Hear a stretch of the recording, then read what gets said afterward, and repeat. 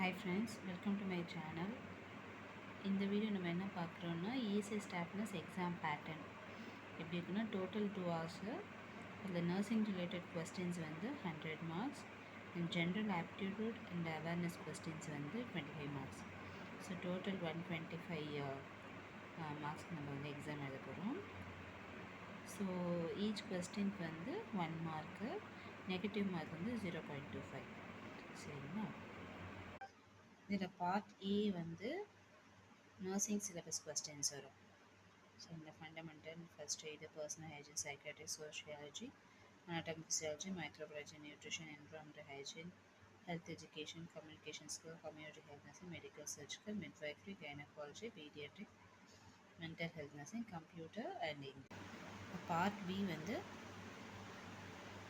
aptitude and general intelligence and general awareness questions.